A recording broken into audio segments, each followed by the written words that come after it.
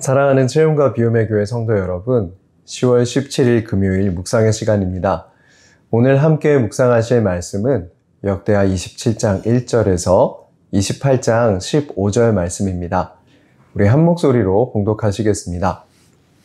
요담이 왕위에 오를 때에 나이가 25세라 예루살렘에서 16년 동안 다스리니라. 그의 어머니의 이름은 여루사요 사독의 딸이더라.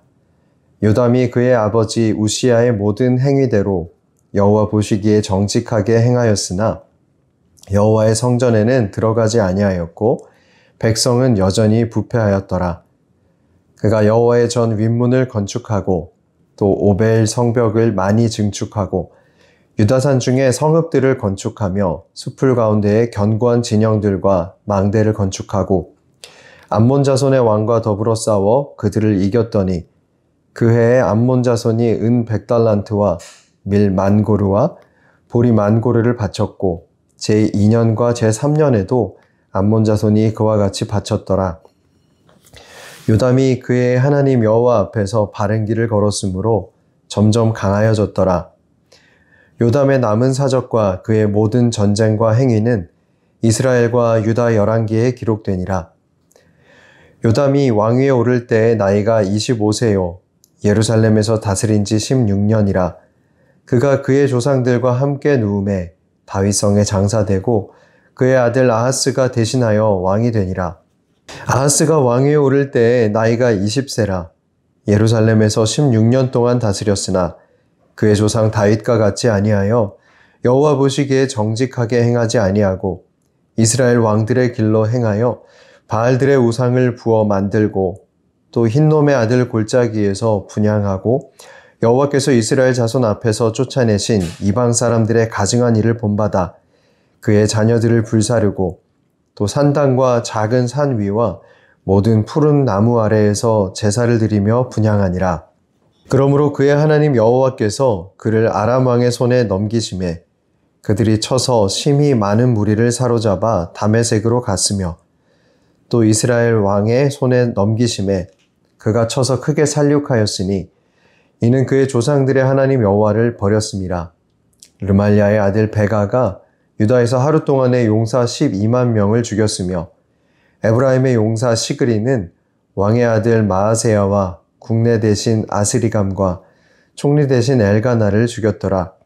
이스라엘 자손이 그들의 형제 중에서 그들의 아내와 자녀를 합하여 20만 명을 사로잡고 그들의 재물을 많이 노략하여 사마리아로 가져가니 그곳에 여호와의 선지자가 있는데 이름은 오뎃이라.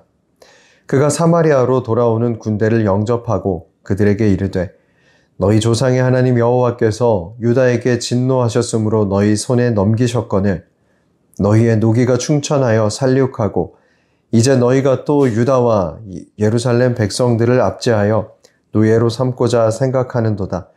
그러나 너희는 너희의 하나님 여호와께 범죄함이 없느냐? 그런즉 너희는 내 말을 듣고 너희의 형제들 중에서 사로잡아온 포로를 놓아 돌아가게 하라. 여호와의 진노가 너희에게 임박하였느니라 한지라.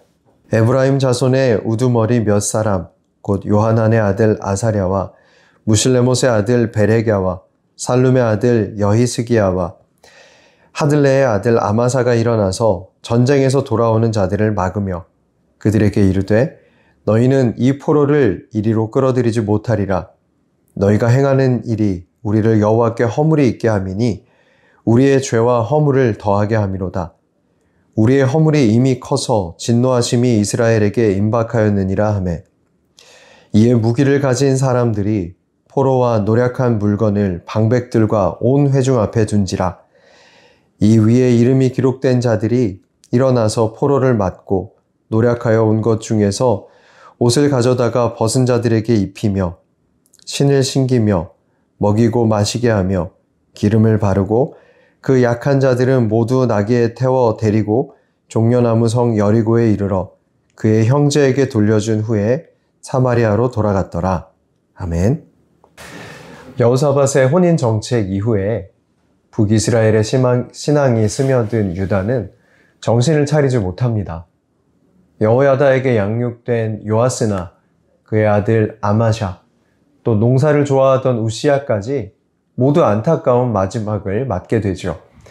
오늘 본문은 두 왕을 다루고 있습니다. 요담과 아하스입니다. 그들의 삶과 통치, 그리고 그들 가운데 하나님의 행하심을 함께 살펴보도록 하겠습니다. 요담은 25세의 왕이 되어서 16년간 자리를 지켰습니다. 그는 우시야처럼 하나님 보시기에 정직하게 통치했고 아버지의 잘못이었던 성전에 들어가는 죄는 범하지 않았습니다.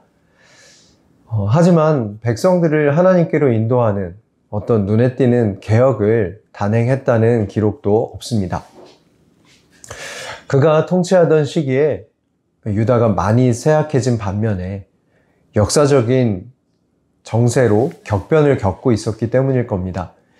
그는 유다의 방어를 위한 건축을 했고 암몬과 싸워 이겨서 그들에게 조공을 받게 되었습니다. 성경은 그가 점점 강해진 것이 하나님 앞에 바른 길을 걸었기 때문이라고 합니다. 역대하 27장 6절 말씀 같이 읽겠습니다. 요담이 그의 하나님 여호와 앞에서 바른 길을 걸었으므로 점점 강하여졌더라. 다른 왕들과의 삶을 비교해 볼 때 그의 업적은 크게 두드러지지 않습니다.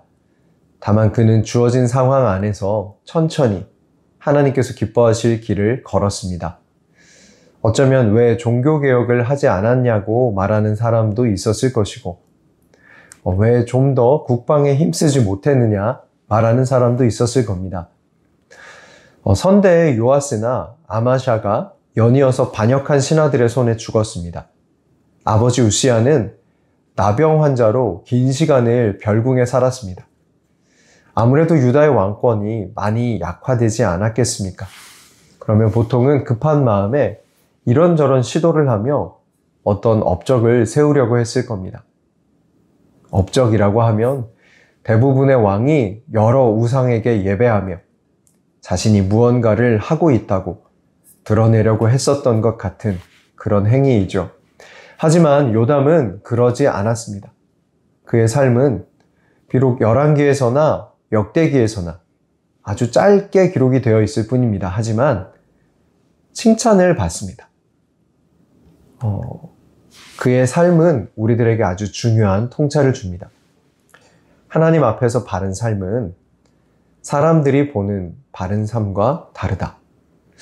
사람들에게 칭송받을 일을 하는 것도 좋지만 타락의 위험을 피해서 나의 역량에 맞는 만큼의 길을 걸어가는 것이 더 중요하다는 것을 보여줍니다. 물론 앞으로 이제 등장하게 될 히스기야나 요시야처럼 두드러지는 그런 업적들을 보여주지는 못했습니다.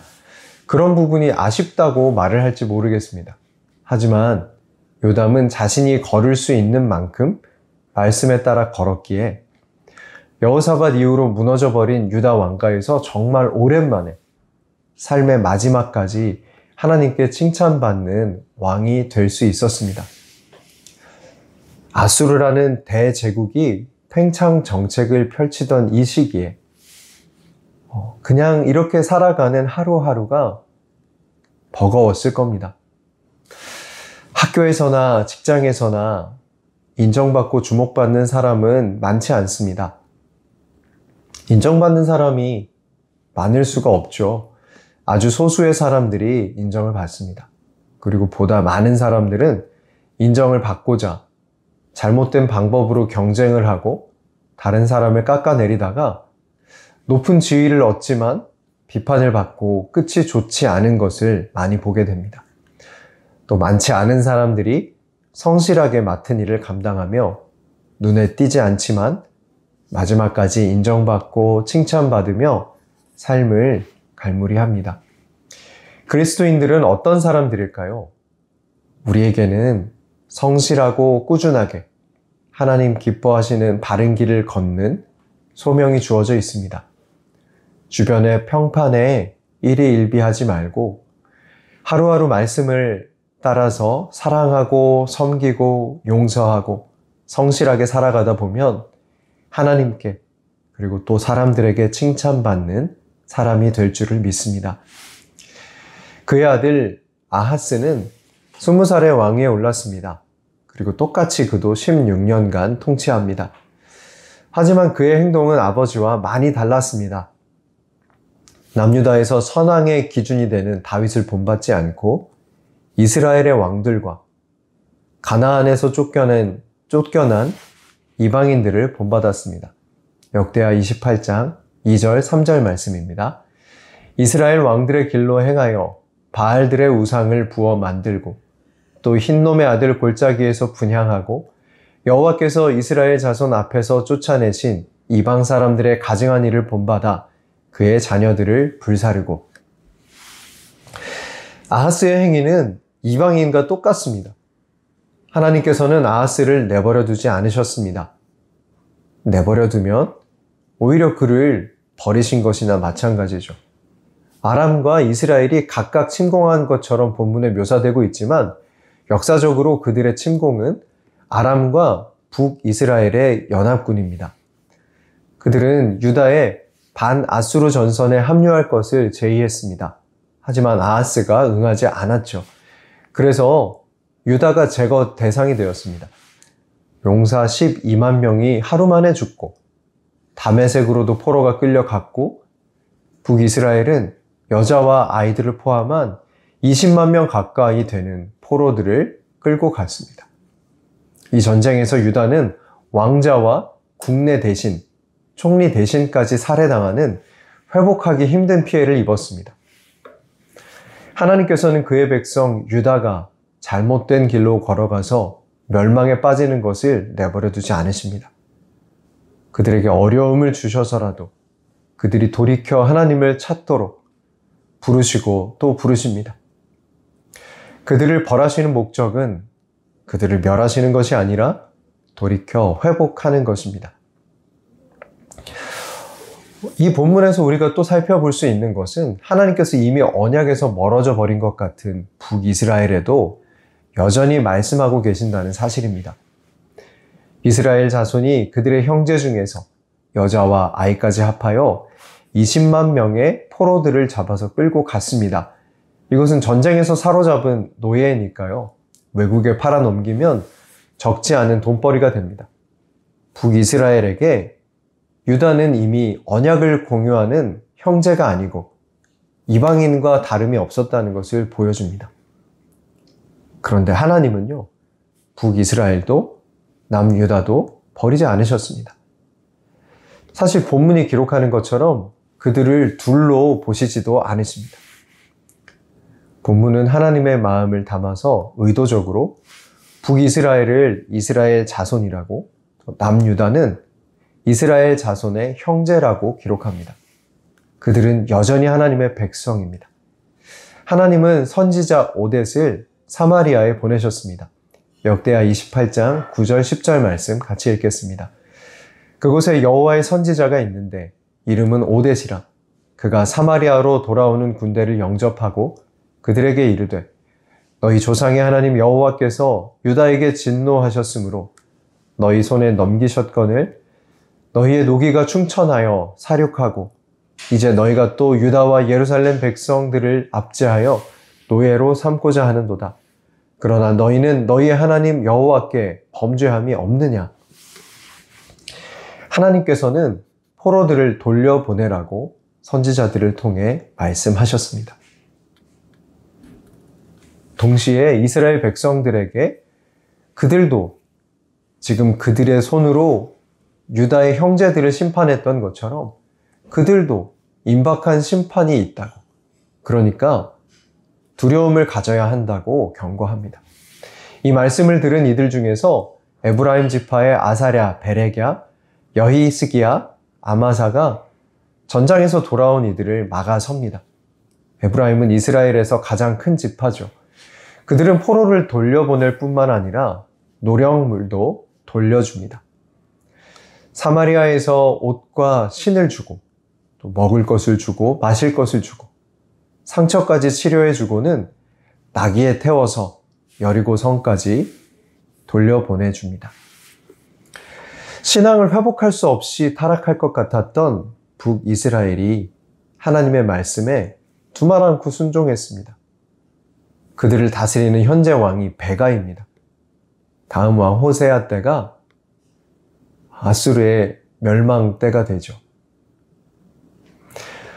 이미 돌이킬 수 없는 상황까지 신앙이 추락해 있던 이스라엘에도 여전히 하나님의 말씀에 순종하는 사람이 남아 있었다는 것을 보며 한 가지 사실을 깨닫습니다. 하나님께 돌아가는 데는 늦는 시간이 없다. 이미 죽은 것이 아니라면 회개의 기회가 여전히 있다는 것입니다. 유다와 이스라엘 모두에 하나님의 기회는 여전히 주어지고 있습니다. 사랑하는 채용과 비움의 교회 성도 여러분, 죄는 누구나 지을 수 있습니다. 그리고 하나님께서는 그 죄 가운데 머무르지 말고 떠나라고 말씀하십니다. 그 말씀을 들을 때 떠나면 됩니다. 조개가 뻘 속에 숨는 것처럼 계속해서 죄 속으로 침잠하는 삶을 살게 되면 우리는 내일 보게 될 아하스처럼 안타까운 결과를 맞이하게 될 것입니다. 언제나 우리를 부르시는 하나님께로 나아가는 저와 여러분의 오늘이 되기를 축복합니다. 그리고 오늘의 위대해 보이지 않는 삶에 실망하지 말고 바른 길을 걷는다는 자부심으로 오늘 하루도 씩씩하게 살아내는 저와 여러분이 됩시다. 다음 묵상의 시간에 뵙겠습니다.